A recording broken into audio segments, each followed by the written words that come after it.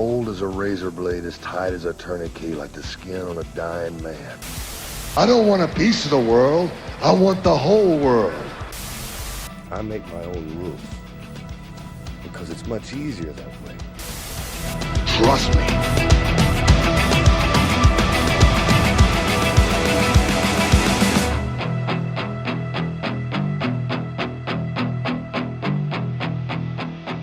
What's up, everybody? It's Marcus D'Angelo. We are back for another episode of The Snake Pit. And, of course, I'm joined by the Hall of Famer, master of the DDT, Jake the Snake Roberts. Jake, we're fresh back from WrestleCon in Philadelphia. Always good to see the fans, isn't it? It's always good, man. You know, it just blows me away when these people come up and tell me about stories in their life where I made something happen for them. And it shakes my foundation, man. It really does. Man, always a great turnout at WrestleCon. The fans always show up and show out. And yeah, man, it's the long lines as always. It's good to be Jake the Snake Roberts, isn't it? It can be.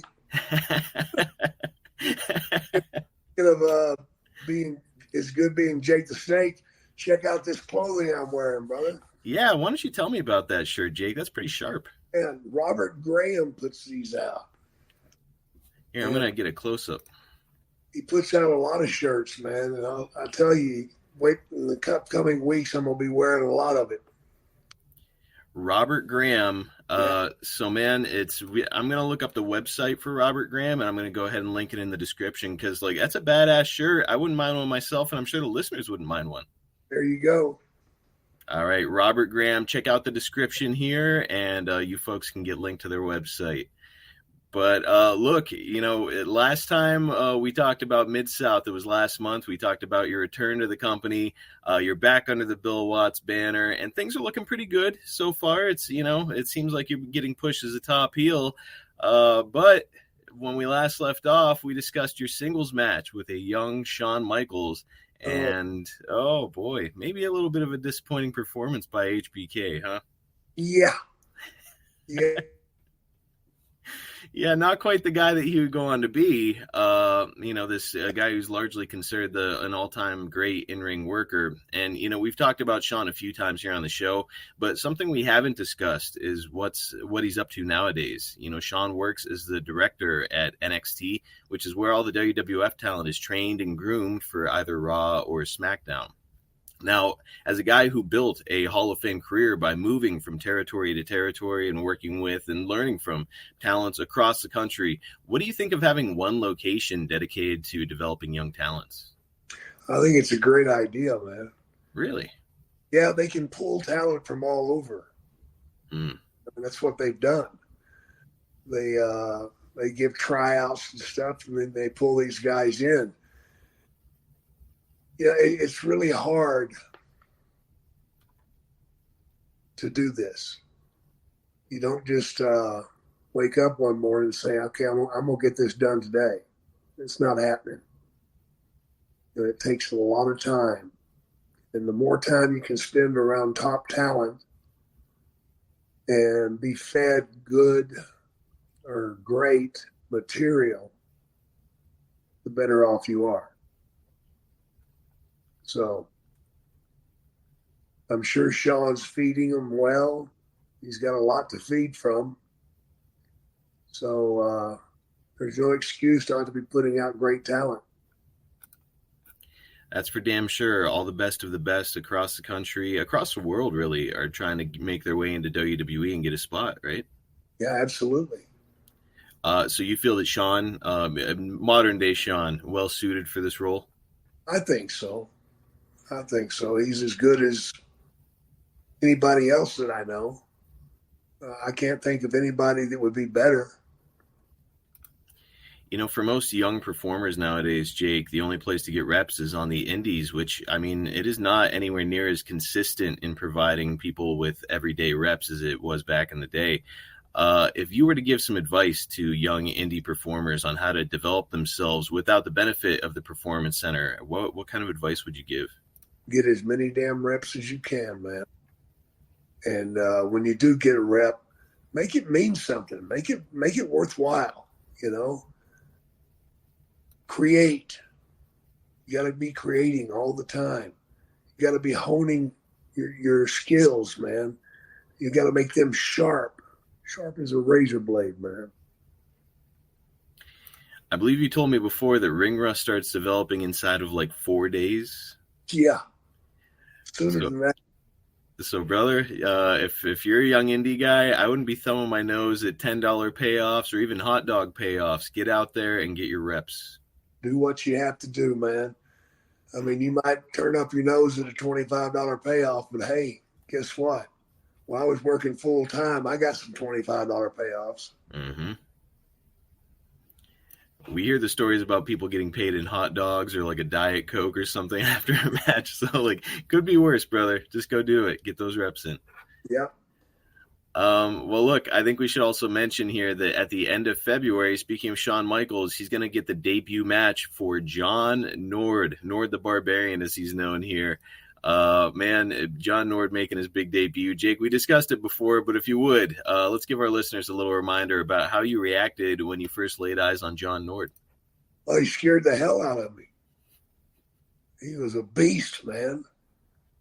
6'9", 300 pounds, but he had a 36-inch, 34-inch waist. He was incredible. He had muscles in his shit. He dropped a turd. It had biceps. But as soon as I seen him, I said, "Oh shit! I gotta grab this guy and make him my tag team partner," because I damn sure didn't want to have to wrestle him. I remember the first time I seen him, he had that huge black eye. Yeah. And I said, "What the fuck happened?" He said, "Oh, that was my second match." Holy shit, man. Your second match. I said, who hit you?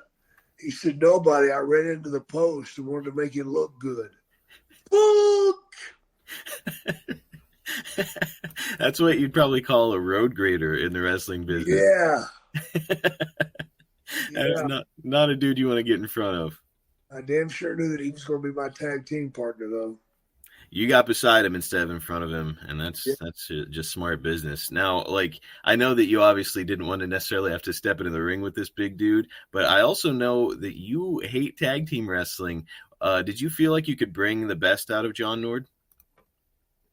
I just knew that I could make something happen with him. Because just looking at him scared you, Yeah.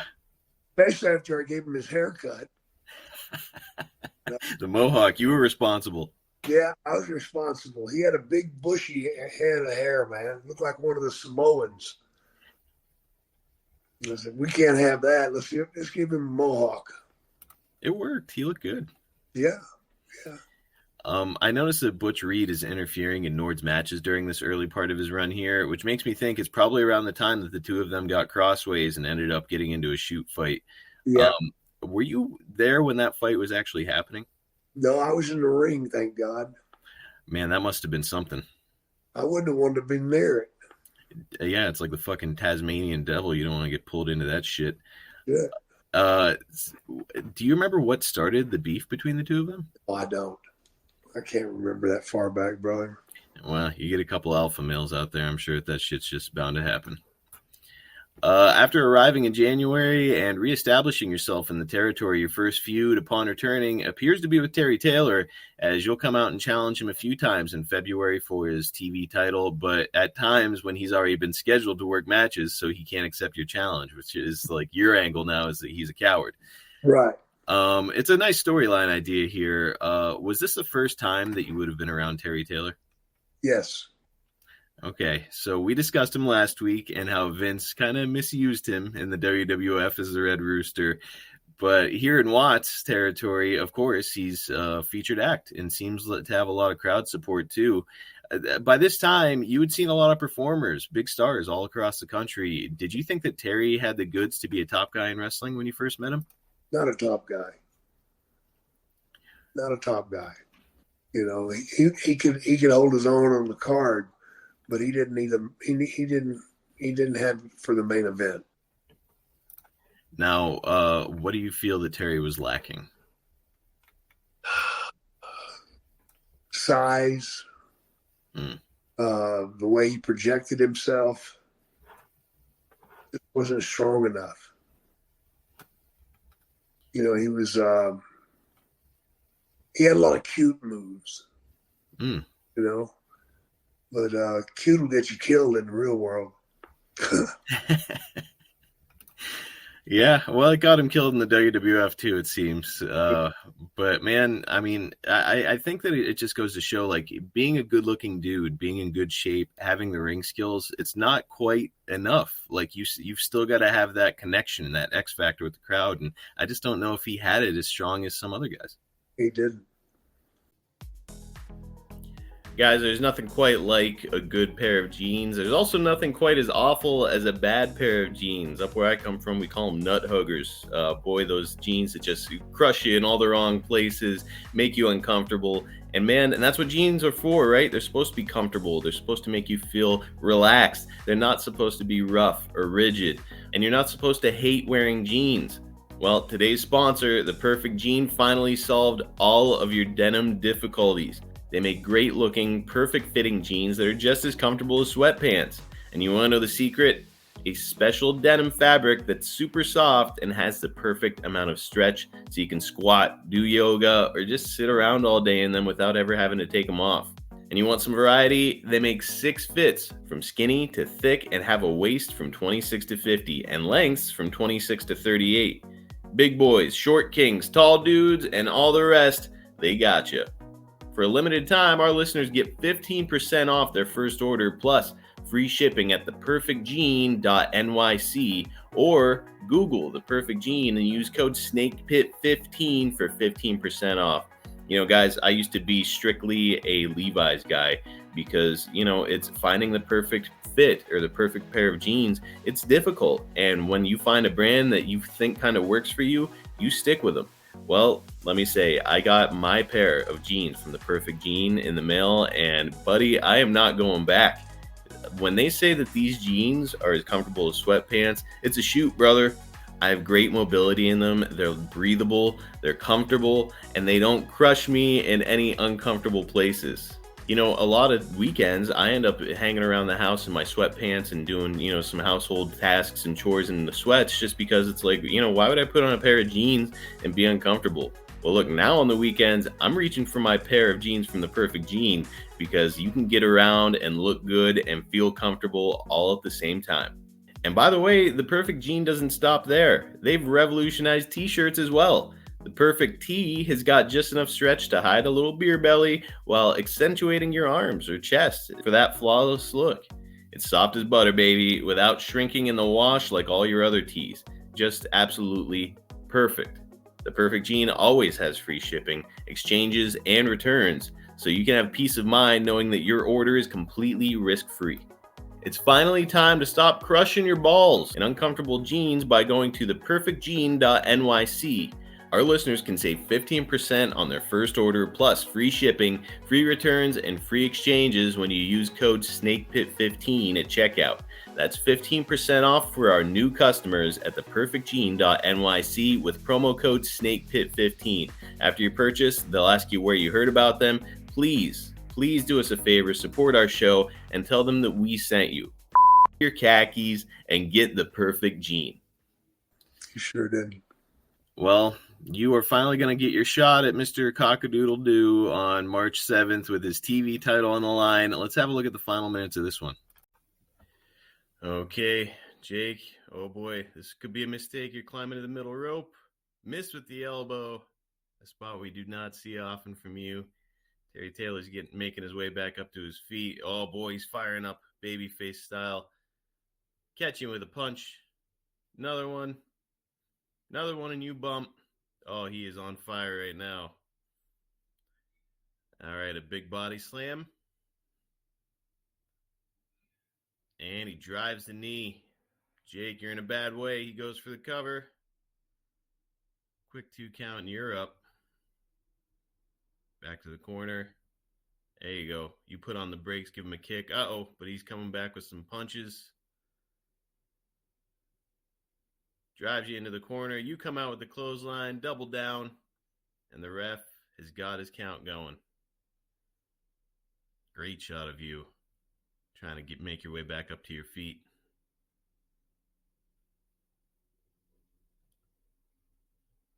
There we go. Hit Taylor with a hard punch. He gets to the ropes. Oh, he goes over on the attempted body slam. Catches you with that forearm. 1, 2, 3. That is it. Terry Taylor secures the victory over you, Jake. But doesn't look like you're done. You got that boot off. Got him. You got to get your heat back, brother. Nailed him with the boot. Threw it outside of the ring. You're not done yet. You're going under the ring, and you got a chair. Oh, boy. Randy Anderson did his best to stop you. He threw his little ass out of the ring. Here we go, DDT on the chair. You're setting him up. He's down, and he is grabbing his head right away. He's checking himself. Oh, dude. Yeah, he is busted open. That's, that blood happened fast. You're slithering out of the ring. Oh, man, yeah, he's bleeding bad. You're out of the ring. Refs are checking on Terry Taylor. You keep your heat. Okay, so Terry gets the win, but you keep your heat. Man, Jake, I DDT'd him on that steel chair and it busted him open. That's one of the questions. So one of the things I noticed right away there was like the blood was instant. I was like, did he blade that fucking quick? He didn't blade. I busted his open. He got fined $500 for bleeding on television. He did? Yeah. Oh, my gosh. That's incredible. I watched. I said, he cut himself, man. I didn't fucking bust him open. So, wait, Watts would have fined you if he thought that you had dropped him too hard? Right. You know, I know that that when you would drop Steamboat and Hogan, you would bust them open. You got Hogan on a ramp and Steamboat on the outside. And now it's like on a chair. I mean, is there any way to protect a guy? Nope. No way at all. You just give it hell and whatever happens, happens. Yeah.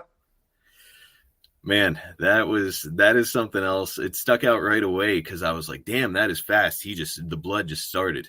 So any issue with Terry afterwards?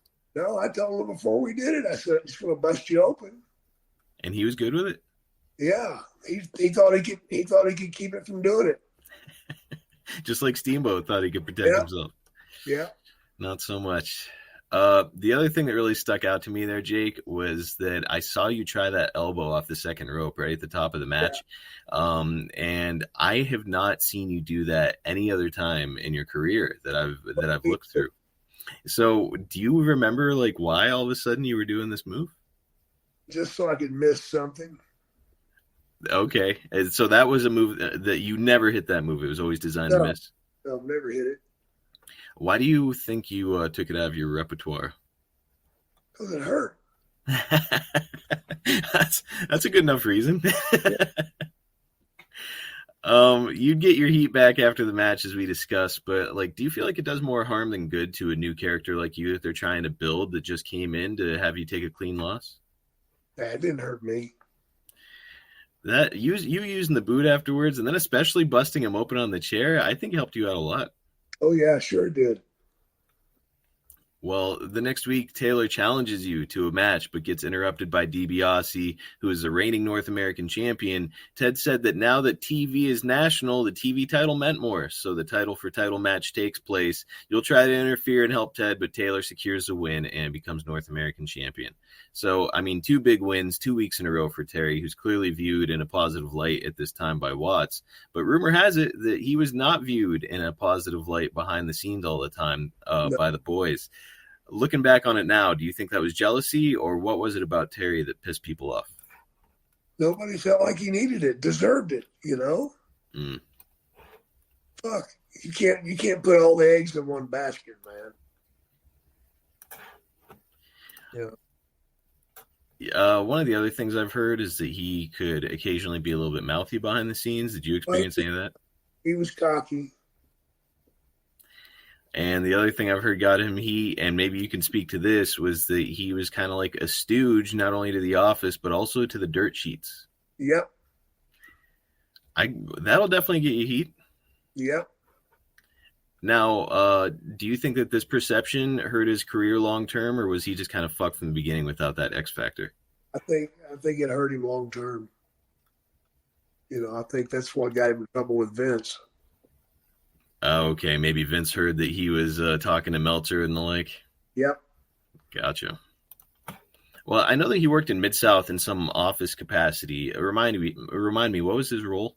General manager. Even at this time, he was general manager? Yes.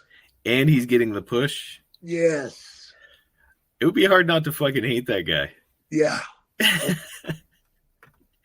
Now, when a guy like Terry gets a spot like that, do you still view him as one of the boys, or are people a little bit more cautious around him? Yeah, nobody's talking to him. How could you? You just assume you're talking to Bill Watts every time you talk to him. Yeah. Nobody around him. How long did it take before you started booking? I'd been booking before that. In Georgia, right? Yeah. Now, when did Watts give you the nod to give it a shot? Oh, before this. Oh, okay. So, right out of the gate, you were helping. I'd helped Ernie Ladd. Gotcha. Back in those days. So you're saying your first run with Mid-South, you were helping? Yeah. Gotcha. Now, when you started booking, do you feel like it affected the way that the other boys treated you behind the scenes? Some. A few. Like how so? Usually it was the few that wanted to kiss ass or something, Mm. And I didn't have time for it. So some guys would come up and say try to essentially position themselves to get better booking from you. Right. Okay. But you were sniffing that out and being like, nope. Well, on March 21st, you're in a pretty interesting match as you'll team up with Jack Victory in a 4-team elimination match against the Rock and Roll Express, Dirty White Boys, and Brad Armstrong with Tom Pritchard. So that's 8 people in one match, but only 2 are in the ring at a time. However, you're able to not only tag your own partner, but you can tag in members of the other team as well, which to me is pretty fucking weird. Yeah. Let's have a look at the final minutes of this one. All right, you're in there. And you're going on the attack here on Hoot, Robert Gibson. There you go, Gutbuster. You're going for the cover here. Robert gets his foot on the ropes. Oh, your buddy Jack Victory tried to help. Ooh, driving a knee right into his face. And you've got him locked in a sleeper. Oh, I don't know what that camera angle was. But okay, you got the sleeper there in the middle of the ring. Well, it's almost like a bulldog choke you got him in. Ref is trying to tell you to loosen up, brother. Well, that looks like a nasty little submission you got on him there. There you go. You tag in one of the Dirty White Boys there, Tony Anthony. He's on the attack with a snapmare and an elbow drop. Leg drop. Boy, Robert Gibson just getting the dog shit beat out of him.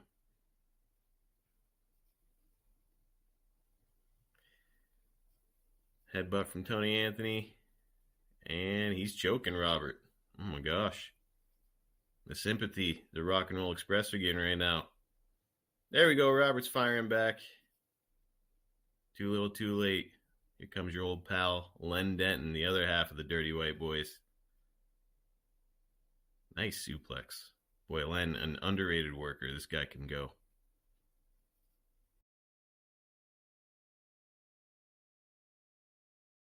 There we go. Spinning neck breaker. I'll tell you what, Robert Gibson kicking out of everything, showing some guts. There you go. Len Denton drives him into your knee and tags you in. You're back on the attack here on Robert. Boy, that looked like a throat chop or something. Stomp, and here comes Jack Victory, your partner. Jack picks up where you left off. Shoots off Gibson. Takes a kick to the chest.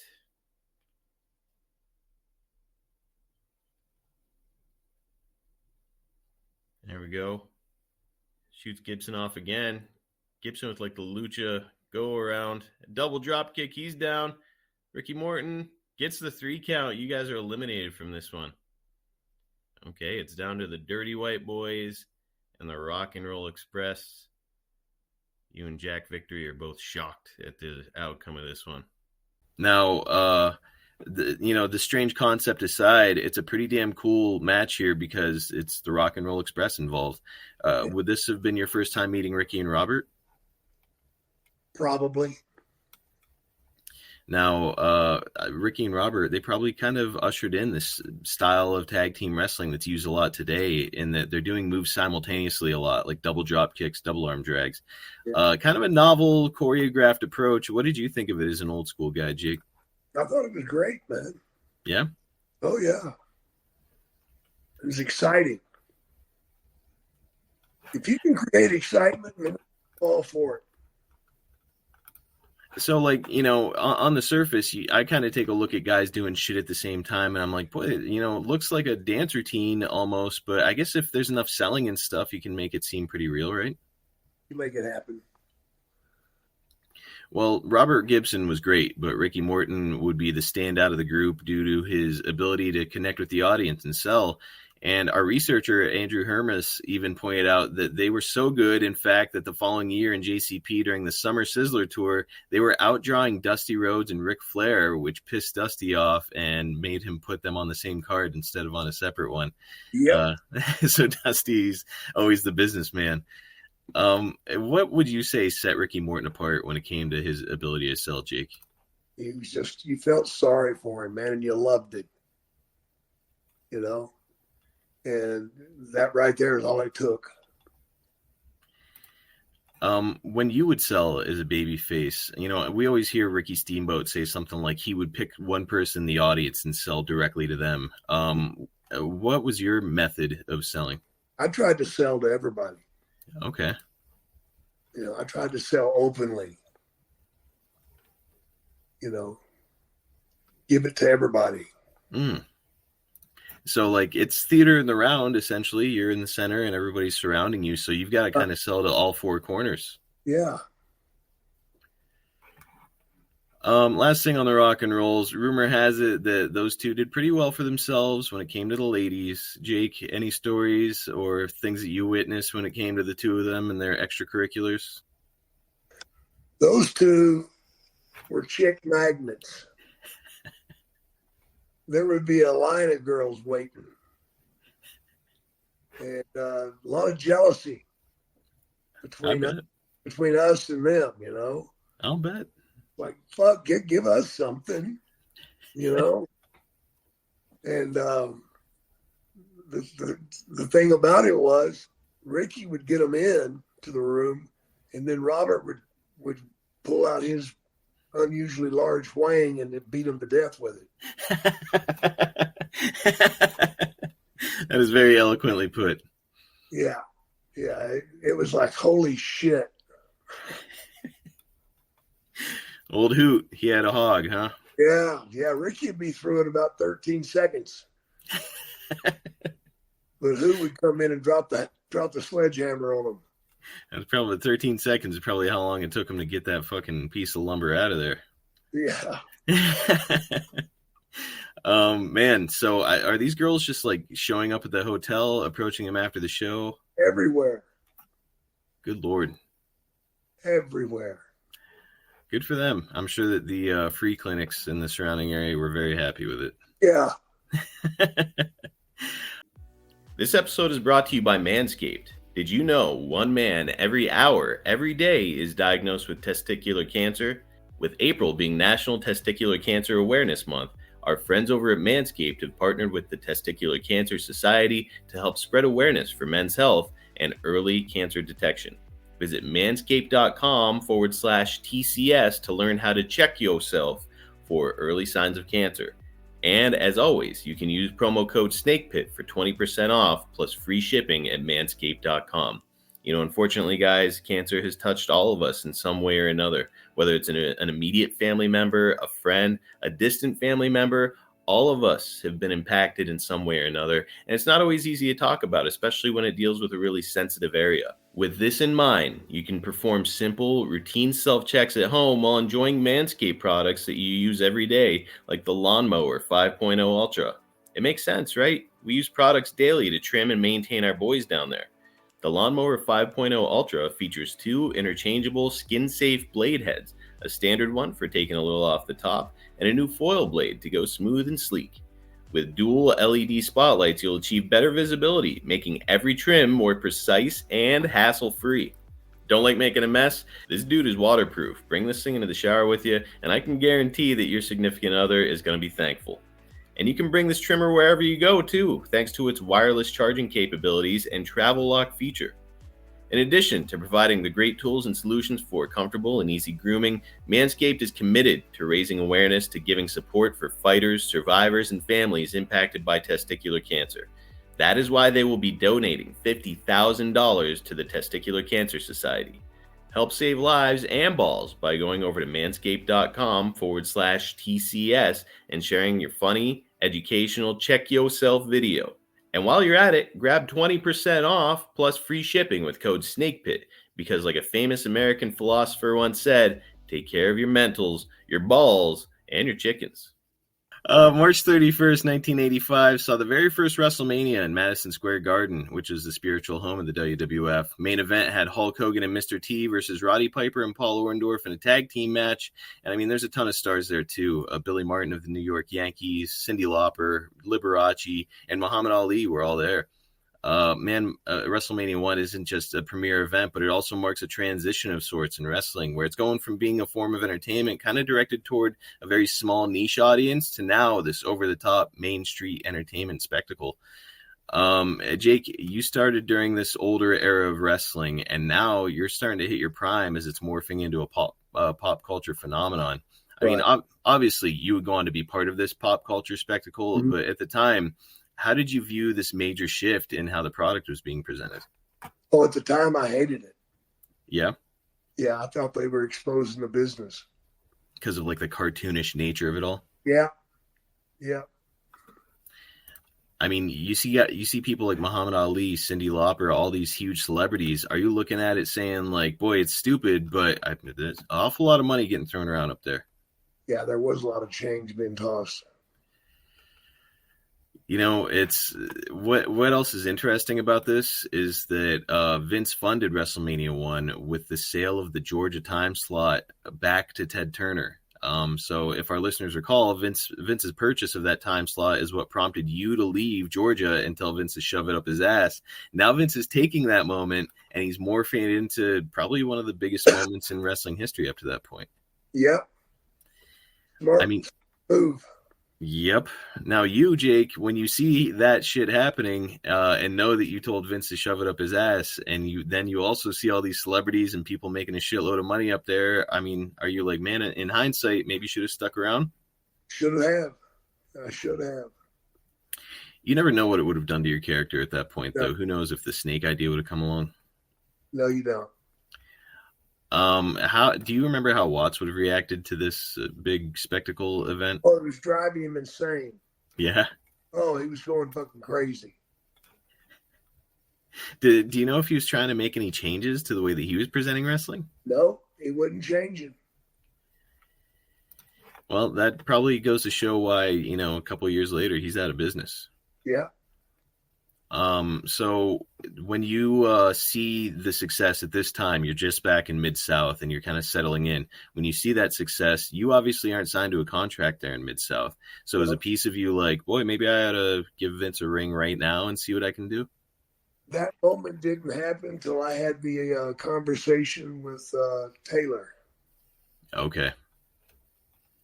And when I had the conversation with Taylor and he told me I wasn't one of the top 4 baby faces in the company, then I said, fuck this, I'm out of here. Hard to blame you, man. Who the hell wants to hang around that bullshit? Yeah. I mean, he had himself above me. He had DiBiase above me. He had Hacksaw above me. He had Dr. Death above me. What the fuck? And I'm in the main event every night. Yes, and just to remind our listeners that when this happened to you, which is whatever, like 8 or 9 months after this, you are a red hot baby face. You've gone from the crowd turned you from heel to baby face, and that DDT is as over as anything in pro wrestling, and they're telling you like, you're probably whatever 6 on the card. Yeah. Probably a good thing that they got to eat it though. Whenever you did go up to New York, so they had to deal with that shit after you were gone. Indeed. Well, Jake, I think that one's going to wrap us up for this week. Next week, we're taking a look back to what was going on with you 1 year later in the WWF in 1986, including your match at WrestleMania 2, where you made poor George Wells foam at the mouth, dude. Imagine that. Buddy, I cannot wait to cover it with you. All right, my friend. All right, guys, just want to remind you all before we go that if you're looking to attract that 25 to 54-year-old male demographic to your product or service, you've got to hit advertisewithsnake.com. Jake is a legend. He's still on TV. Just got signed back by AEW. He's still out meeting and talking to fans all the time, just like at WrestleCon here. And you can get him to put over your stuff to the exact demographic that you're trying to target. If you want some proof that it works, just listen to the show, pal. We routinely advertise for the same businesses because they come to find that what we do here works. Head to advertisewithsnake.com, get teamed up, make Jake the Snake Roberts your tag team partner right now. JakeTheSnakeShop.com has got all kinds of great collectibles straight from the man himself. If you're searching for a gift and you're like me, you'd never have a damn clue what to get, and you're always looking for something unique that will make a big impression. Well, how about a gift straight from the master of the DDT himself? Seriously, check it out. Jake has got great merch on the site, and there is more to come. And by the way, he is signing and personalizing all of it. Go right now to JakeTheSnakeShop.com.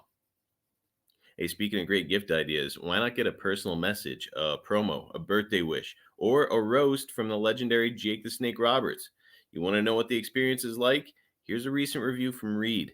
Jake, you should raise your price. Your mic skills are still perfection, and you really get it regarding what we want from Cameo. You've risen to the top among your elite group of peers once again.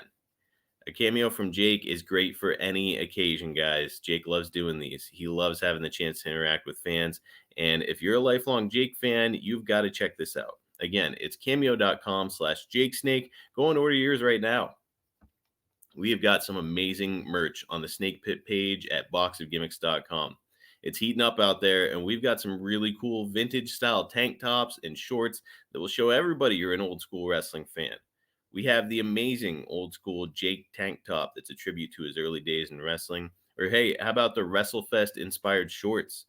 That's not all we've got, so get over there, have a look, and up your style game this summer. Once again, it's the Snake Pit page at boxofgimmicks.com. Check us out on YouTube. It's youtube.com/@SnakePitPod. Some short clips from the show, highlights, and exclusive content. I've mentioned it before. We've got that bonus episode with Baby Doll talking about WCCW over there. And rumor has it, we've got more to come. So look, stop missing out on the full story because that's what we're doing. We will get somebody else to weigh in on stories that we've already told with Jake and really kind of dig in deeper on some of these subjects. So if you really want kind of the story behind the story, to steal a phrase from Jeff Jarrett, you've got to get over there and get subscribed today. It's youtube.com/@SnakePitPod. Hey, speaking of YouTube, I've got to give you guys a quick reminder that if you like what Jake and I do here on the Snake Pit, you've got to check out my other podcasts. First, Ted DiBiase and I have a podcast called Everybody's Got a Pod, and the $1 Million Man is telling some unbelievable stories after a career spanning nearly 50 years. You can listen to it on all podcast platforms, but I would strongly recommend that you follow us on YouTube because not only do we have exclusive clips from Ted there, but we also have a YouTube exclusive podcast with Hacksaw Jim Duggan that exists only on the Everybody's Got a Pod YouTube channel. The show with Jim is called The Hacksaw Hour, and it started out as an ad-free shows exclusive, but Jim and I wanted to widen our audience, so we moved to YouTube.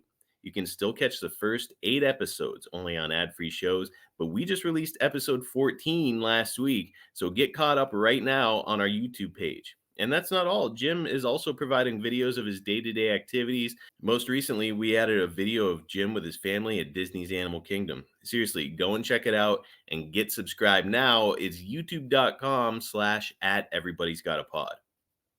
If you've enjoyed the Snake Pit, please like, subscribe, leave us a 5-star review on all platforms. That does a big favor for Jake and I, and really only takes you a second. And also, guys, I've got to give you a reminder that you can get the Snake Pit and all the other shows in our network early and ad-free at adfreeshows.com, starting at just $9 a month. Plus, tons of bonus content, interactive chats with your favorite hosts and wrestling personalities, so much more. The network is growing and adding awesome new stuff all the time. We recently got ECW legend The Sandman, who started a show on AFS. It's an AFS exclusive. Lex Luger is there, Kevin Sullivan, David Crockett with The Book, and so much more. If you listen to wrestling podcasts and you're not subscribed there, you are missing out on so many incredible stories. Seriously, go and check it out, try it out, and I can guarantee you're going to love being part of the community. Again, it's adfreeshows.com.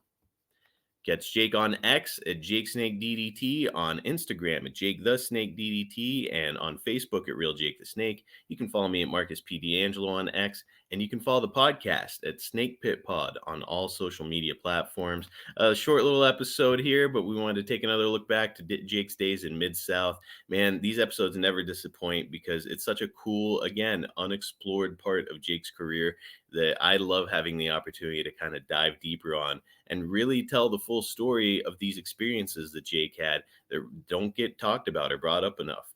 I'm excited to keep bringing you guys more of the content, and I'm excited to see you next week right here on the Snake Pit. Tax season is here, which means you've received or are expecting that tax refund any day now, and you're thinking about what to spend it on. How about a new home? With SaveWithConrad.com, we're helping renters become homeowners every single day, and it's more affordable than you think. You don't need perfect credit. You don't need a huge down payment. In fact, you may not need a down payment at all. At SaveWithConrad.com, we take the stress out of the home buying process. We'll determine your buying power. We'll even help you find a realtor. And unlike the banks, we don't say no. We say not yet, but here's how. So if you're not ready right now, we'll get you on a plan to be ready. Stop throwing your money away, paying someone else's mortgage with your rent, and start the path towards owning your own home today at SaveWithConrad.com. NMLS number 32416, equal housing lender. SaveWithConrad.com.